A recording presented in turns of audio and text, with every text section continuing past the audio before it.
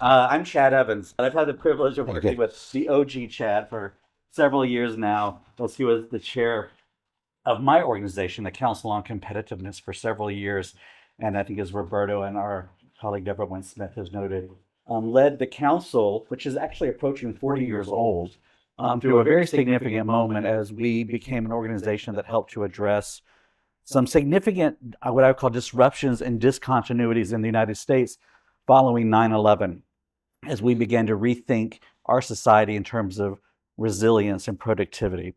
I feel like we're at another moment of intense disruption and discontinuity, perhaps in a different way, and that's one of the reasons I'm really excited, Nick, to be here with you, to speak with you.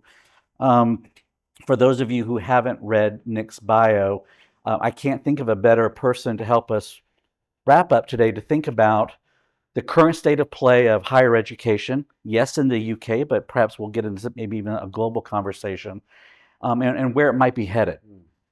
Nick has been the director of the Higher Education Policy Institute, HEPI, for a decade.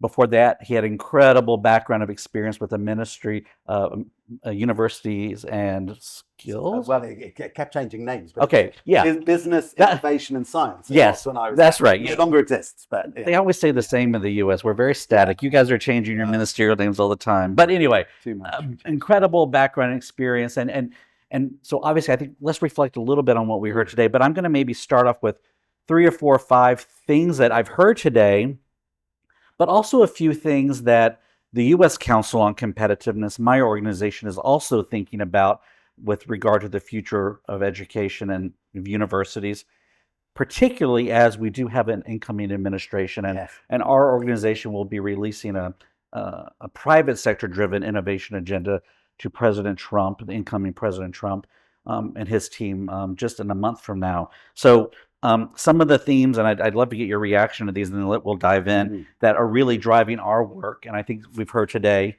One, the COVID-19 pandemic has delivered a still propagating shockwave throughout the higher education community.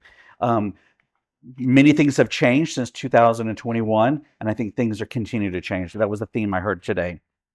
And in fact, the GFCC has a very informative study, if you haven't seen it, around how has COVID-19 changed the future of higher education, involving a study of nearly, I think, 30 universities across the world.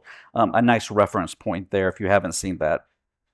A second big theme that I think we've been discussing is really beyond teaching and beyond investigator-driven research. Universities, of course, are being seen as full partners in regional economic development. And what does all of that mean? And we've talked quite a bit about that today, but we'll revisit that. And, I'll just give an example in the U.S.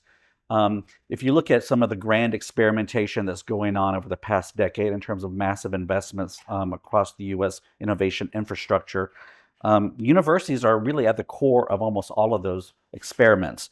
6 out of 10 National Science Foundation innovation hubs are led by universities. 5 of the 8 defense semiconductor manufacturing institutes led by U.S. universities.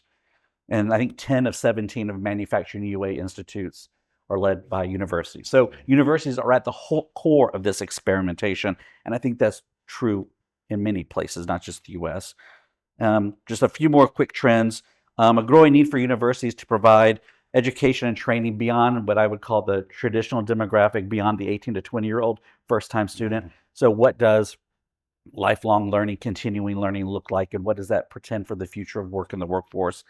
And then finally, a theme that for sure in the United States that has emerged that we haven't really talked that much about today, but I think is also relevant in the UK, is the increased attention to research security. That's creating a kind of a new tension. How are university leaders balancing the demands and needs for increased global collaboration to solve global grand challenges that Chad mentioned some of them in his remarks just an hour or two ago, but also how are they meeting the expectations of taxpayers who want to return on that investment in R&D, and in fact some other concerns that we could for sure talk about. So those are just some quick takes. So if you were an MD and you were taking the pulse of the patient, how is the UK faring in this kind of world of disruption and discontinuity? And what what are you and HEPI doing about it? Yeah, well, thanks for the kind. Not that it's all on you, but well, thanks for the kind invitation. It's been a really interesting day. HEPI is tiny. We have 6 members of staff, and 4 of them are part time. So relative to the size of your organisations, we're tiny, but we do have the luxury of thinking 24/7 about higher education policy. And I spend my life on the road. This is very far from the first university I visited this week. Let's put it like that. And I am on the board of 2 universities as well. So I'm on the board of the University of Manchester, which is the second biggest regular university in the UK, a big competitor of the University of Birmingham, of course. I'm also on the board of my local university, the University of Buckingham, which is the smallest university in the UK. So I'm on the board of the second biggest and the smallest, which is very interesting. One of them's just got a new VC who was previously deputy VC of Sydney, and the other one we've just had to suspend the VC. So hopefully that's temporary, but not permanent. So it's been a very interesting, a lot of disruption. Yeah, a lot of disruption. But on the things you say, I mean, it'd be one question I'd love to have asked you, by the way, is the document that you're submitting to the new administration in the US. Would it have been exactly the same if the election result had been different, or have you tailored it in Let's just say that we are drafting at the moment. Yeah. Okay. Well, that's a good question. But one or two other thoughts. I mean, I think this was partly billed as me talking a little bit about what some of our research shows. And you're absolutely right about the importance. And of course, the whole day has been absolutely right about the importance of universities to everything that both our new government, because we've got a new government too, is keen on. They have 5 missions, the top one, of course, of which is economic growth. And I live about an hour and a half away from Birmingham, but I live on a train line that comes through Birmingham, so I'm forever coming to Birmingham, even if it's only just to change trains. And I've been doing my job for 10 years, so I've been doing that for 10 years. And just seeing the transformation of Birmingham as you come in on the train, let alone when we come here for big party conferences like your national conventions, is transformative. And the universities, particularly Aston, actually, have been absolutely at the heart of that. I was struck by the cranes. I mean, it reminds me of some of the other hyper dynamic cities. You can sort of just constant construction. So I met my wife when I was at university. This is 35 years ago, so it's a hell of a long time ago. But I took her back to Manchester, where we were both undergraduates. And all she tried to do was walk from where she'd lived, her hall of residence, to where her lectures were. And she couldn't do it because the physical geography had changed so much in that city. And that was nearly almost entirely around because of the university, which is much more central than the University of Birmingham is in Birmingham. It's more like where Aston is in, where we are today, right in the middle of the city. I mean, you also asked about 18 to 24 versus other age groups. We've just published a report actually we've got a big demographic drop coming in the UK. So the birth rate has dropped to its lowest ever level. And even if we don't think about the people who've only just been born, we just think about the people who are, let's say, currently at secondary school, we've got a growth in the number of 18-year-olds up to 2030, and then a very sharp decline. So if we only think of young full-time students, we're going to be.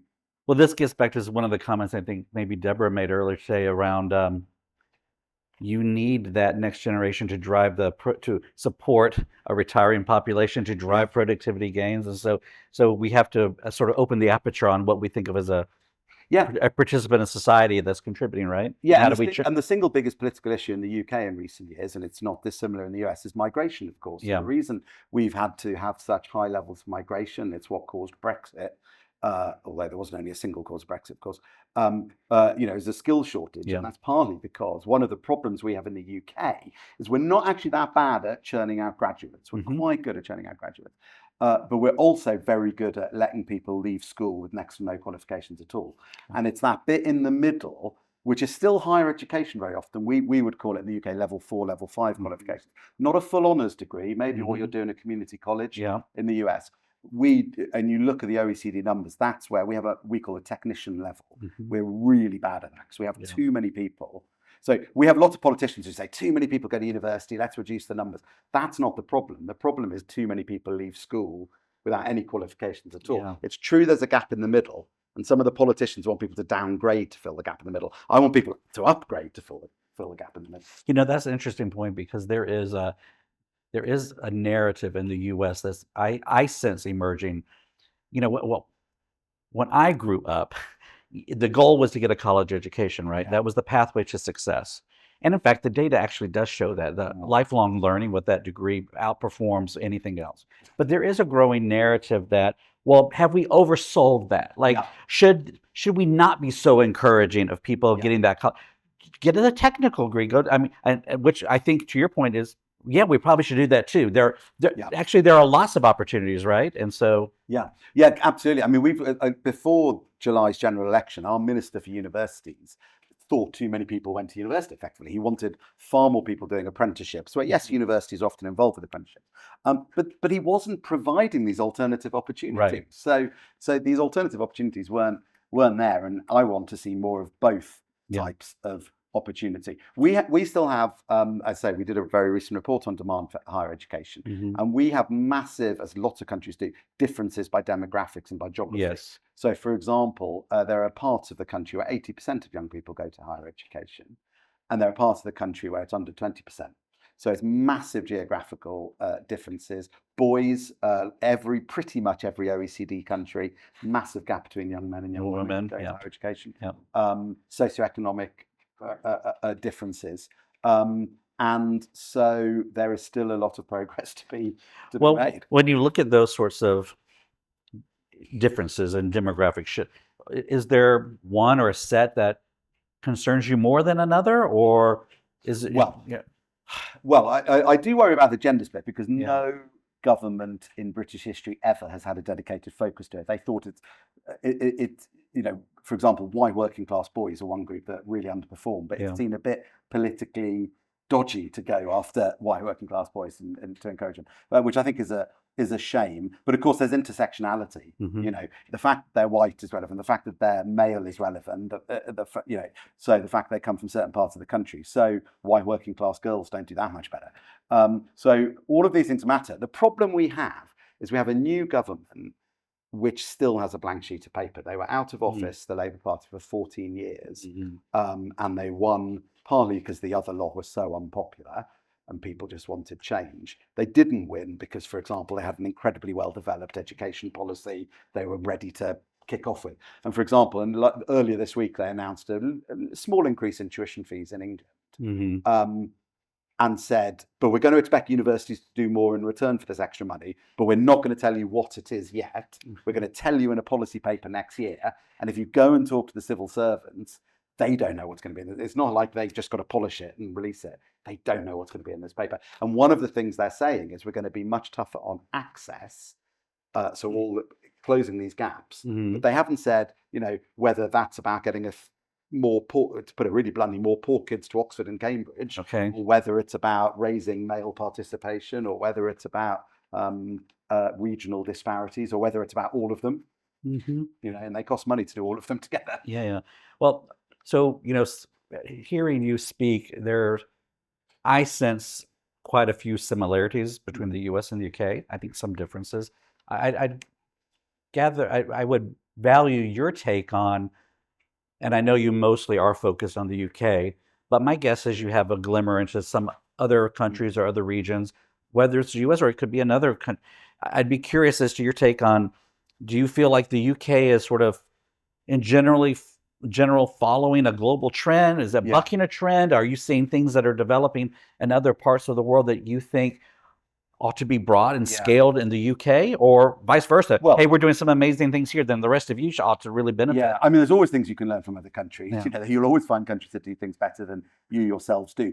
But very rarely can you pick it up off the shelf and drop it in, because context matters. Just give you one example. I mean, in England, one of the reasons we have such a hierarchy of institutions is for 600 years, we only had 2 universities. So there's always going to be 2 universities that are so much more prestigious than anybody else, and then in the Victorian age we got another handful, and that handful are always going to be a little bit behind but more prestigious than others, and we're so classist, and it's all based up with history, so that's a challenge. But if you want to know what is going to happen in UK higher education, normally the best thing to do is look at Australia, because normally Australia is doing what we're doing but a couple of years ahead. of us. They introduced and you've brought all the Australians here. Yeah.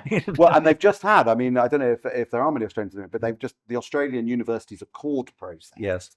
with the new incoming left-wing government in Australia 2 or 3 years ago set up to have a new relationship between Canberra and Australian universities is exactly the sort of thing we could end up with our new government once they've made the first very urgent decisions that they're still working through.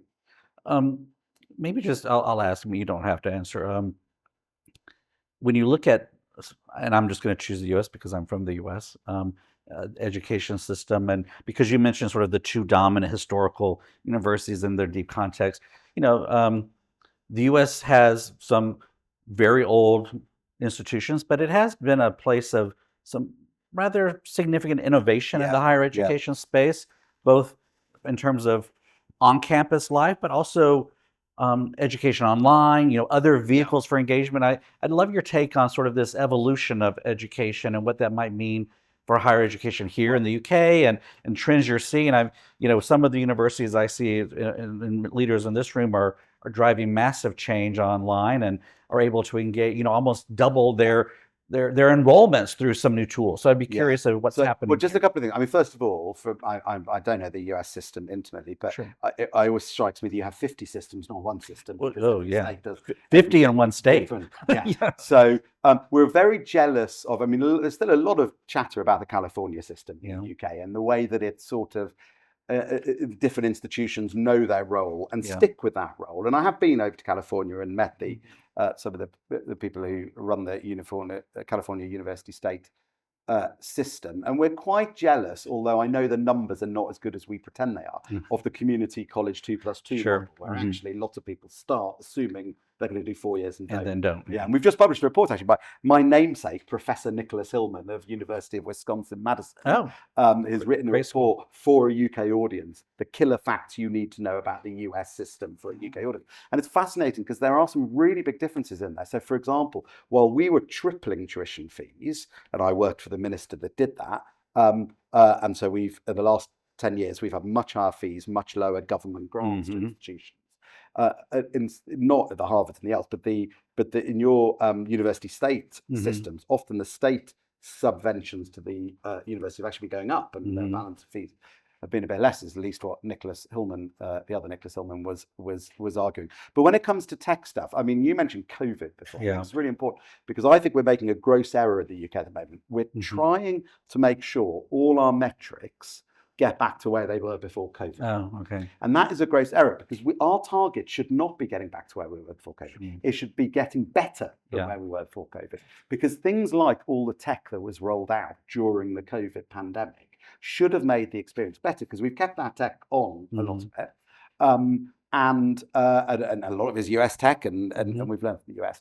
But the challenge we face, and I don't know if you have faced in the US, is, for example, HEPI is a think tank. We spend most of our time talking to policymakers, university leaders, journalists, governing bodies of universities. We don't really engage with the general public. That's not really our role. But when there are stories in our newspapers about lectures being left online post-COVID, members of the public start writing us really angry. They think their children are getting a depersonalized experience. And I always write back and say, hang on, surely you're not saying you want lecture capture to stop and you want some of the tech that's beneficial to be stopped. And you normally get into quite an interesting conversation with them.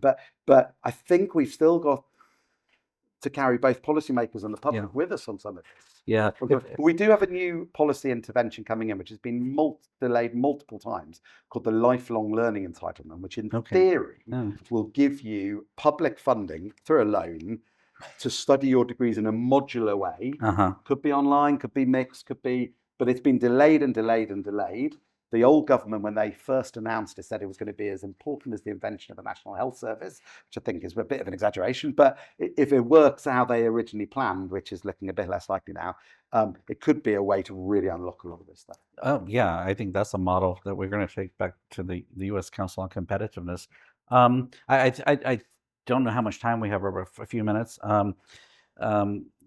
So I would,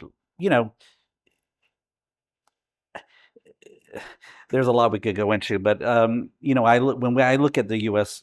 education system, you mentioned some of the differences maybe between our public and private institutions. another big change that we've seen in the U.S. are the significant impact of the private sector industry through partnerships, support, lots of different modalities, engaging with our academic system, from community colleges all the way up to the highest end research institutions, curriculum co-development, research partnerships.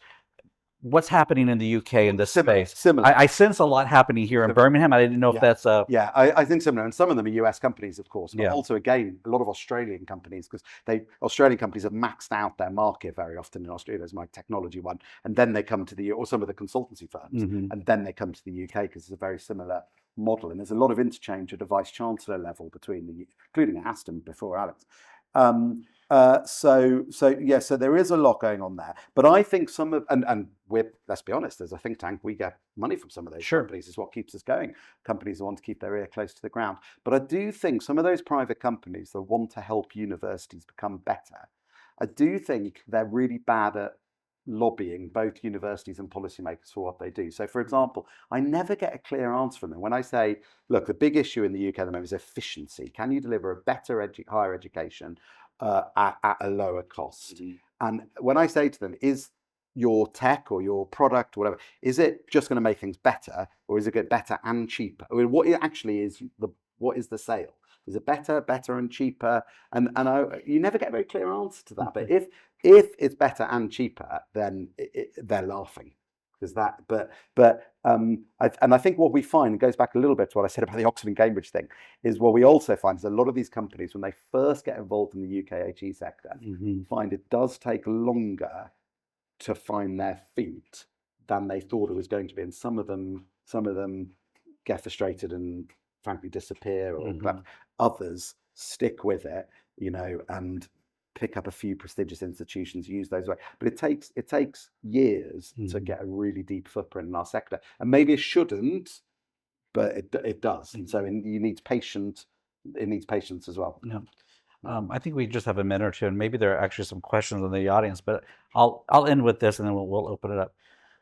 This is a group of, I think, leaders and organizations from, I think, nearly, Roberta, you'll correct me, over 35 countries. Okay. So this is hyper diverse in that sense. Leaving Birmingham tonight or tomorrow or Sunday, whenever folks take off, or even leaving the UK in the coming days, what would you advise this group of leaders who are interested in the future of higher education to take away from what's happening in the UK, and in a positive sense?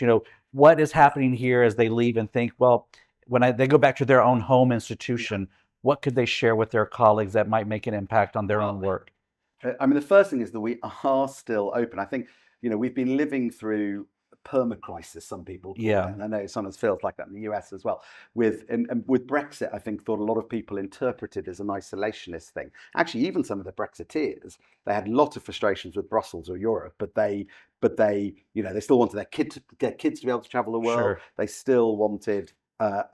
Many of them thought it meant Britain would be a great trading nation like it was in Victorian times all over again. And so I suppose one key thing is don't misinterpret some of the big shifts politically that have been going on in the UK. And the other thing I would say is the reason our universities do so well still in the global league tables is because their research is very good, but because they are open, because they're, as projects that are cross border get cited more than others. For example, we have some huge natural advantages like speaking English. Yes. Like the length of history of our university system, like great cities like Birmingham. Although one of the challenges we face in the UK is London is so dominant. So dominant. And what we really need to do in the UK is get Birmingham where it's going. Manchester, where I'm on the board, £1.5 billion development next to Manchester Piccadilly Station, new innovation district, also with Rumwood, who were on the panel earlier. So there are some really exciting things going on, but we do need. We have our challenges, but there's also some great optimism. And every challenge the UK faces, whether it's regional disparities, whether it's economic growth, whether it's skills provision. The HE sector is the only sector that actually has a direct answer to all those things. So, in